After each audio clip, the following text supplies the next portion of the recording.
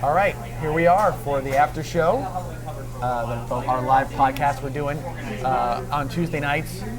Here with Coach Peacock, I'm John Mussone, and tonight we're in a little different situation.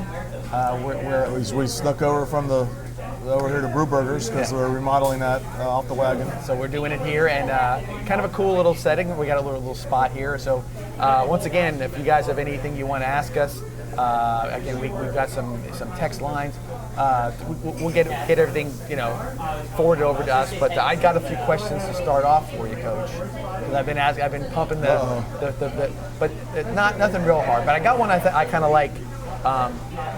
Somebody asked me the question was, can you run through how you game plan, how you set up your game plan from start to how it starts, I guess on Saturday morning, to how it's in place? How does that game plan come about for each opponent? Okay, well, first of all we get film on opponents. We put it in huddle, and then Coach Hunter, he gets us the fronts of what they're going to line up in, and also the run plays that we want to run against the opponent. So we'll have our top runs that we like, and which we'll run each week. We'll run throughout the week. We'll run them on Monday, Tuesday, Wednesday on inside, and I will from there I'll make a decision if we want to cut some stuff, or if there's something that we don't like to cut out. Usually we're going to do more cutting out than adding anything. Okay. So that's the run game, and then Coach Mack does the pass game, to where we'll have a pass script on Monday, Tuesday, Wednesday, and then on Wednesday we actually do all of our third downs, and I'll pull the top runs and the top passes, and I will put them on a top 20 sheet, to where we'll call those top 20 plays in the game. And we just kind of try to stay on script and call those top 20 as far as offense goes. A lot of it's just film work to see how they're, the most important thing is how they're going to line up, what are their favorite blitzes, so we can cover all that stuff and make sure our protection's solid. And then defensively, the Coach Shannon and Coach Wideline and Coach Heyer and Coach Bartlett, they get in the meeting room and they basically break down every play.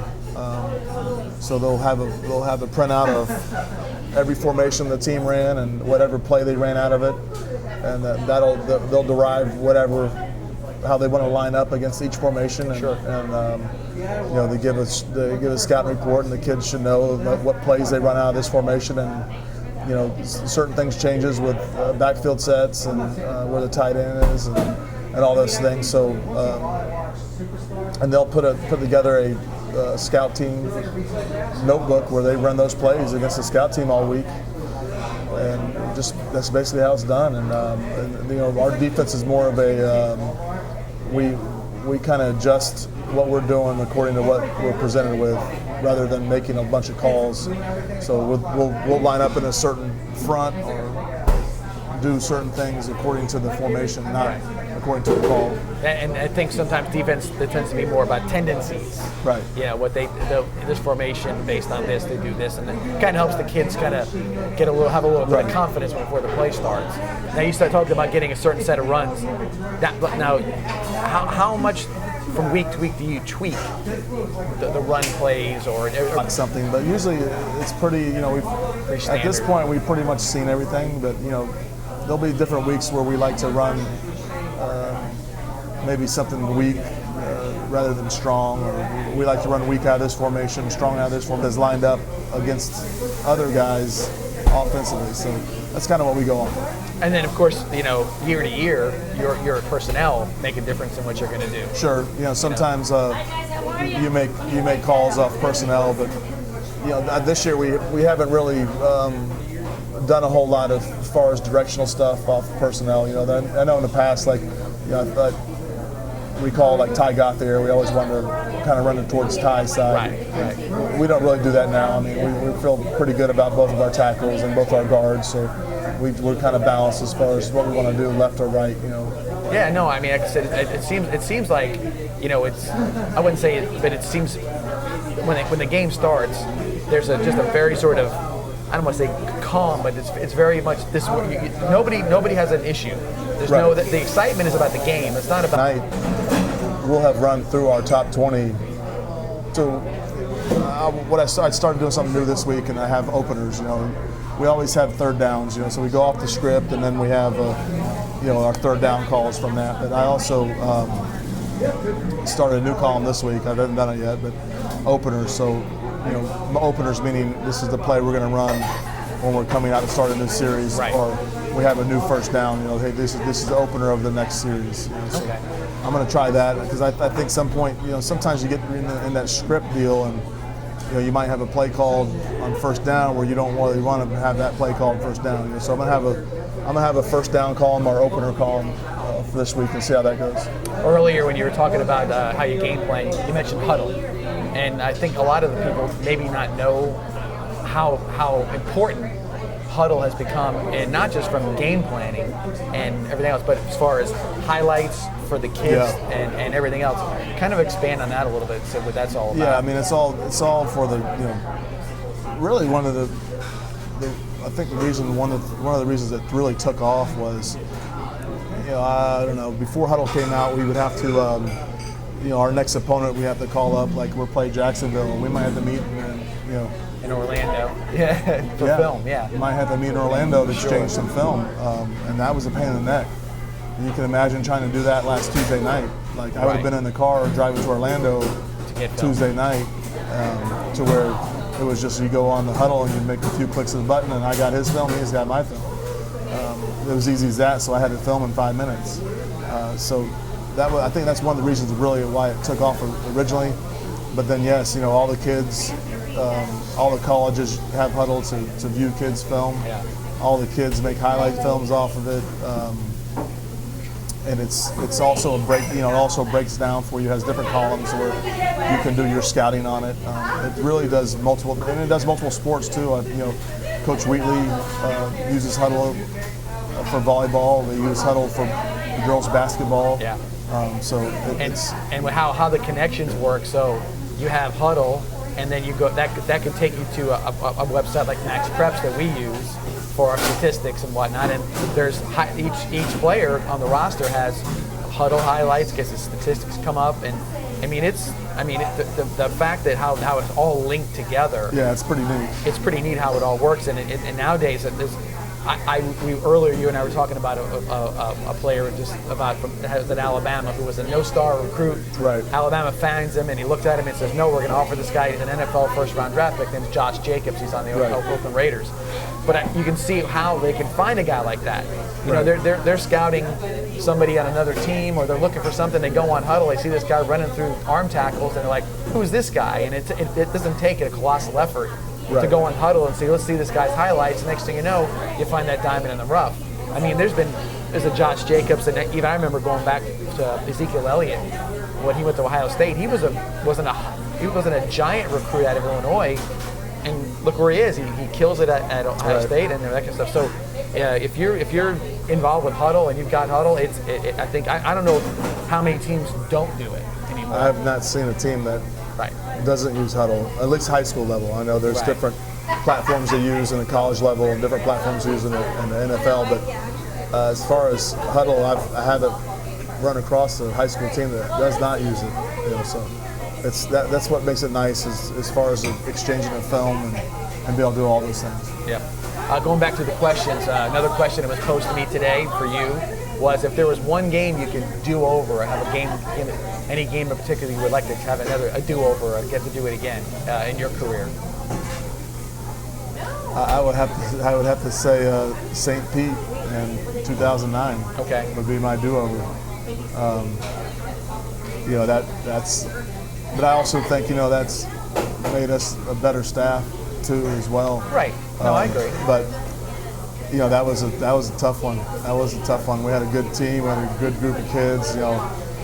Kids that are now adults and grown men that we actually have built a different type of relationship with as far as friendship. There's one that's coaching with us in Clay. And, Brandon Wilkinson was just at his wedding, and they're having a little baby, and a great relationship with Trey and his family. And there's so many kids that were kids and now they're adults, and I have a different type of relationship with, and I think that's pretty neat. just that one was tough. That was tough to swallow. Yeah, I think I kind of thought you were going to go that route, because obviously that early part of your coaching tenure at Venice High School. Well, there's a lot of games, I think, and there's 3 games in 2007. I think if we could redo them, we would win. But those first couple of years, you always, you go into it, you think like, what's this guy talking about? I haven't been doing it long enough, like. What is there to know, but it's different. You learn a lot. And like I said, even with that team, those first couple of years, we didn't. I mean, you knew there was a lot of talent back then on that team, but it's looking at it now. I mean, right. I mean, there was 7-8 guys, maybe more, going back to some of the younger kids that were just they all went on to do big things. And they're all good football players. I mean, not from that, but from the perspective of what they're doing now as men. They're still involved and everything else. They really have a high interest in the whole thing. So that was a big deal. Anyway, so go back to some of the questions. Let me look at another question for you. I got somebody else who sent me some stuff here. Let me see. One more second here. I have one. Hold on, Coach. I'll get it. Don't worry, guys. We'll find it pretty quick. I got one on Twitter, so I want to respond to Twitter. Oh, go ahead. You got something, yeah. Yeah, let me read it. So the Twitter question was, I guess, from a guy that used to be a head football coach. He said, I'm new to the area and former ball coach from up north. Can you explain the history of the 2 programs at Venice High School and Riverview High School? I'm thinking of coming to either your game or going to watch the Sarasota or Port Charlotte game. Well, I mean, the history, when does the history date back? I mean, when do you remember? Well, I can tell you that, that they played consistently late 70s, I want to say, or they were I remember playing them back then. Right. And then we didn't play for like a long time. Through the 80s we played them somewhat, and we didn't play them for a long time. Why is that? I want to say that it just was a 4A, 3A, 5A, whatever the classifications were, and it's never they didn't cross paths. It could be a lot of reasons. Sometimes it's just, hey, we don't want to bother playing them because they're better than us, or whatever it may be. But there was there was a point in time where they had claimed to have like a 22-year winning streak against us, but we didn't play for like 18 of them. You know what I mean? That kind of thing. Yeah. So it's 22 years. But no, that would say the rivalry. If I give you, based on what I know, it's never been about a district championship for the most part. It's always been about just the local, bragging rights. So going back even further, when we had jamborees, before we had spring games and we had kickoff classics, that was always sort of like how everybody played each other. You lined up, Venice lined up against Riverview, Sarasota, and you say Carnamooney, and that's who you played against in a quarter. You played a quarter against each team, and that was sort of your bragging rights. And then you didn't see them all the time after that. You didn't see Sarasota. You didn't see. So when did we start playing consistently? I would say that after that through that early part of the 70s, mid 70s to the 80s, if I that could be a little off of my years. It picked up again after when Coach Coleman got involved. I was going to say, I think that's when. Right. I want to say that's when I remember, but I don't know what happened prior to that. But I know we played them consistently since 1999. That was the jumping off point. And I think what happened was at some point in time, maybe Riverview didn't see them. Venice had a little bit of a dip for a little while as far as their level of play. And again, so they didn't see the reason to do it for whatever reason, and they didn't play Venice for a while, or vice versa. Somebody made a choice, and then they said, "What are we doing here? We got a team, up the road. We should be playing these guys again." I remember, the first time we played them in '99, they put it on us pretty good. They had Boss was playing. I want to say that it was like a 50-50, 55-0 type deal. Right. And then the following year, we went up there and we beat them at their place, and I think that was a huge confidence builder and everything for our kids. That's the year that we won the state championship in 2000.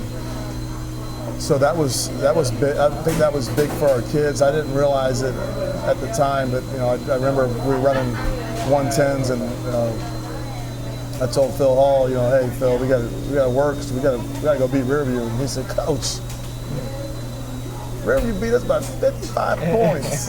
Like saying it like we're not going to beat Riverview, But so I think when we went up there and beat them, that was a huge, changed a lot of attitudes. Deal. Yeah, I think it changed a lot of attitudes overall, because again, maybe you thought again the mindset was we don't play these guys because they're just bigger than us and badder than us or whatever else it is. And then you go back up there and you get that mindset back again, and you're like, no, this is they're just another high school up the road. Right.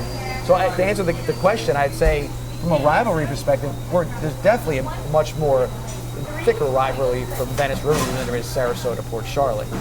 I don't think Sarasota and Port Charlotte even played each other for a long. This might be one of the first times they played each other in a long time. I think what we talked about on the show, to answer your question, you need to come see this game. Yeah, You're playing it's a 7A team and an 8A team that were both in the state semifinals last year. So I would say the best game in town would be our game. And you got 6 schools in Sarasota County that played football. Right. Northport, Venice, and so competitively, if you're going to make any competitive balance, it's Riverview and Venice. That's that in the county. That's the biggest balance. So that's the game. I would come for that reason alone, because as I said, and of course, I'll say, come see our place too. You'll enjoy our atmosphere. Yeah, it is. We had a good home atmosphere for high school football for sure. Yeah, you'll definitely enjoy with the whole show that's at Venice High School. So definitely, I would go that route for sure. For sure. So the other question I had was that somebody posted me was similar question to the do-over game. But like I said, what was your if you have 3, if you could pick out 3 highlight moments of Venice High School for you as a head coach? Do you have anything that stands out, even if it's 1 or 2? But they said, give me your 3 highlight moments at Venice High School. Well, I would say 2007 beat Manistee. Okay. Winning the district championship up there. That was one of the highlights. That was the first district championship, first marquee type win. And the other 2 are easy. The other 2 are beating St. Thomas at home in 17, and then win the state championship in 2017. 2 games in a row. Yeah, I was going to say, that's why I said give me 1 or 2. I don't even know if I guess the state championship has to be a highlight. But I think everyone already knew where I won it the week before. Yeah. So it felt that way. Kind of took away from. It was almost like we went up to play the state championship, and you're just like, don't screw this up. Well, it's funny you say that because you know that the team, no matter who they played up in the north part of the state, we're from the south, they're a darn good football team, right? And then you get to the game and you're like, okay, well, we've seen everything, and then you haven't seen everything because you got 2 quarterbacks both standing 6'5", and you're like, wow, how do they have? But when you get there, you're just like, we know we're a better football team. And it's like, just don't screw this up, right? So you're just on kind of edge of like making sure everyone's focused and just, so I don't know. I mean, I don't know if that's number 3, but it would be up there, I guess. Yeah, but I think I know you understand, because even that week leading up to it and the day of and the day before, sometimes you can just look at a team. Okay, that's another thing I'll say about. We talked earlier when we were doing our taping earlier about the growth in 3 or 4 games of our offense and our defense. But you can see, again, moving forward, we played 14 games that year. In game 15, you looked at every one of those kids, and there was like. They had it. They felt that there was no like, hey, let me get you. They weren't beating us in the state championship. No, there was. So that was the main thing. Is like, let's just not screw this thing up. We're here. Let's just get our job done and go home. Right.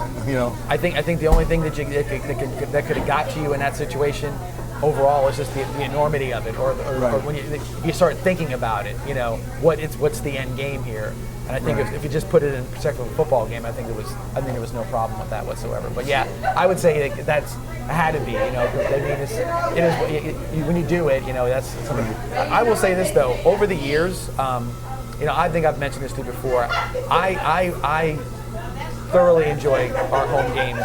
From the perspective of it's a big advantage for us for sure. Right. But I always there's been certain games on the road. I'm not even talking this, but games you've played on the road where you go to a place and it feels different. You know what I mean? Right. Their crowd's into it. You're the enemy coming into their territory. So I always enjoyed going to Manatee, because I've always thought that they had a similar sort of feel for their team. Right. And their confidence early on, was oozed out of them. I mean, they couldn't tell you how great they were. We're the best. Look at it. Look how good we are. You know, and they sort of treat you like, well, maybe someday you'll be there. And so for me, it was I think again beating Manatee at Manatee early on. Yeah, 07, 08, and 09. Well, 07. And then 09, right? Yeah. I thought that was always kind of a cool situation for us to go and go to those places and do those kind of things. I think that was something that was a whole different experience altogether. And I think also, I think in some of the games that we played, playing at Armwood, playing against some of these perennial powers, I was sort of dipping our toe into those places. The Armwoods, the Plants, the Lakelands. I enjoy those places because it's sort of like, well, let me see what's going on here. You don't get behind the curtain with them, but it's nice to go see some things. And I think those are games that I enjoy, even if it's again a kickoff classic or a spring game. I enjoy those. Kind of settings. The Plant kickoff classics are playoff feel. Oh my gosh, pretty neat, yeah. And I think that's always kind of neat because I think everybody recognizes those particular teams and those particular schools and that kind of thing. So I think that's a pretty cool thing for us as well. Getting back to this week's business, as far as Riverview is concerned, obviously we come into the game, on a little bit of a up note, but I think both teams are coming in with the same, they're coming off a district. I think it was a district game they played last week. Yeah, they have a bigger district, so it was a district win for them. But I know that their schedule has been, they tested themselves. Braden River played them. And so they've played some games. Palmetto's a good football team. Yeah, so they've been taking on some of the heavyweights locally, that at least this year in particular, some of the guys. So I think both teams are coming in with sort of a similar perspective. Right. But I think one of the things that we have in particular is that I think the experience of our last game in particular. Yeah, I mean that's going to be huge. And that's the weeks, like I said, we talked about in the show is. This last 2 weeks, really, there's been a lot of growth on offense and defense as well. We were able to take a little bit of time last week and have our first team offense run some scout team for us. So that's going to be something that really pays off, I believe, in the long run. And I might do a little bit of that tomorrow as well.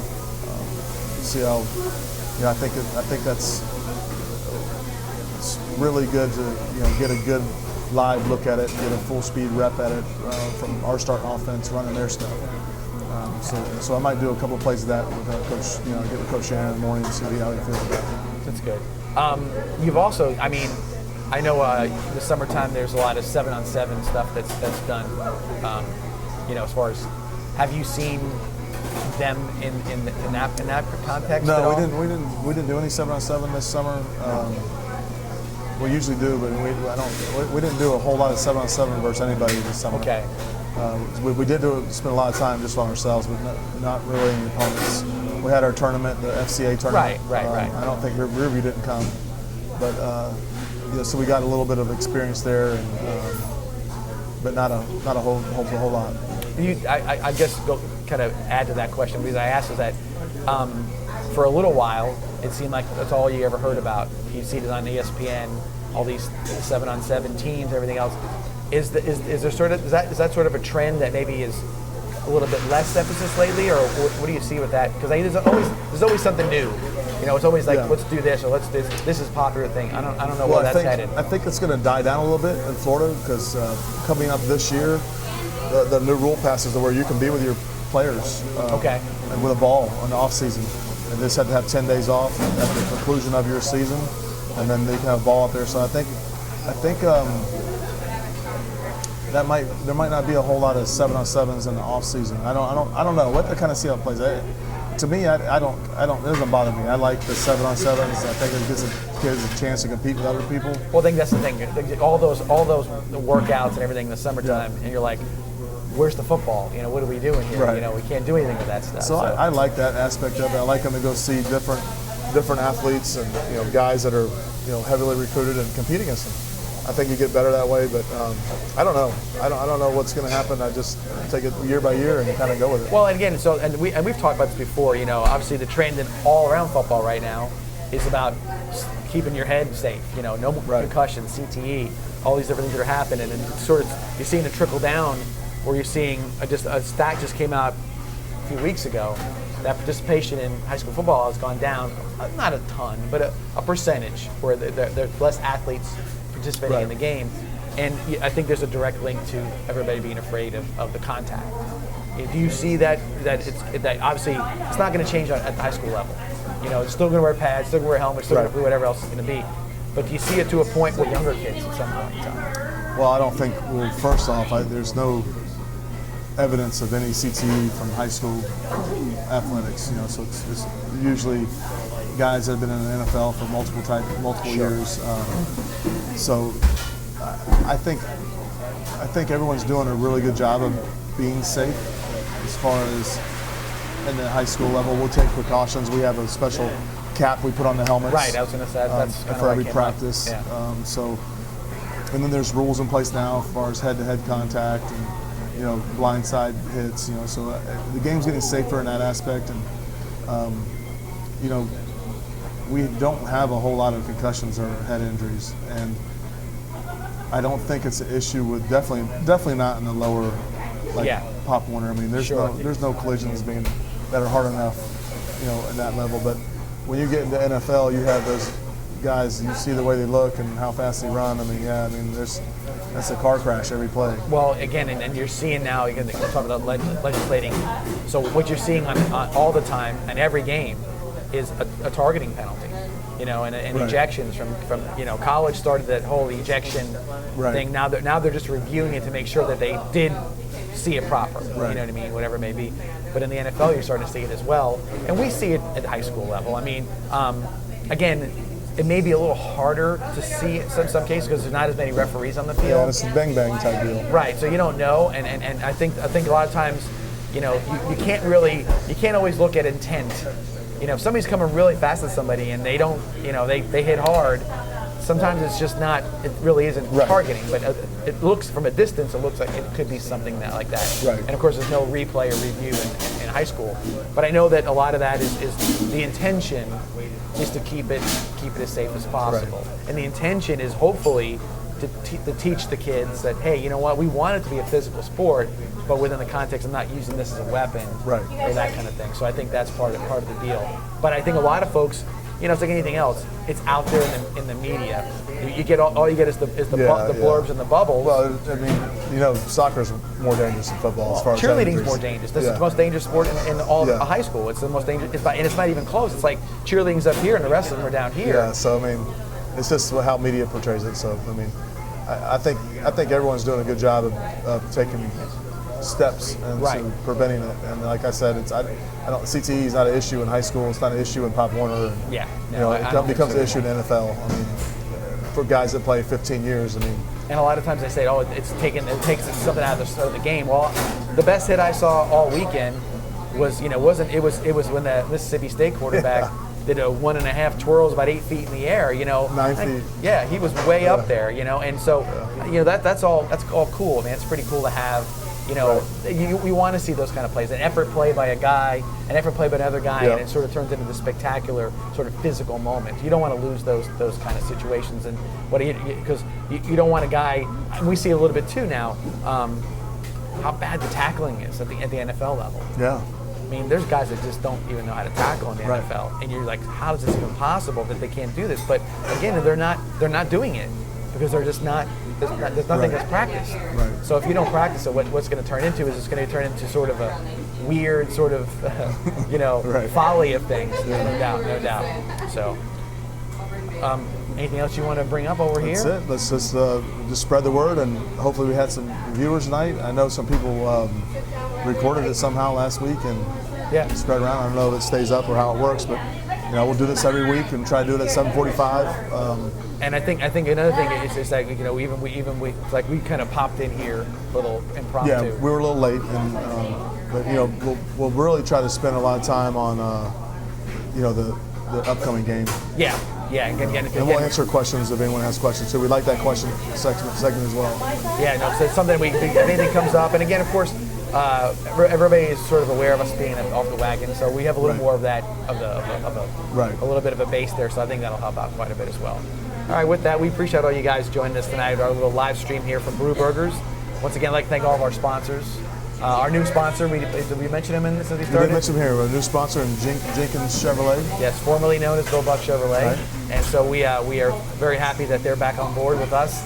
We appreciate all their help, and shout out to Monty and all the guys down there. Monty's been a big part of what we've been doing with the dealership down there, and we appreciate all his help. Absolutely. And everybody along those lines. So again, once again, watch us on Friday night. I think it's the game of the week for the area as far as I'm concerned. I think you want to be there for this one. And nothing against Port Charlotte and Sarasota. They ought to be a heck of a game too. Oh, yeah, that'll be a good game as well. They're having a lot on the line, and Sarasota's on a winning streak, so we'll see how that goes. And if anybody wants to go down and scout Sarasota, maybe they can go watch them. They play them next week after that. I got to root for Sarasota a little bit because it's going to be a good matchup. We want them to win. We want them to have a good record. Yeah. That's our district too. So and that's coming up soon too. We'll get more into the district as it comes closer and closer. So once again, thank you guys for joining us. We'll see you here next time on the after show with Coach Tom Peacock. We'll see you soon.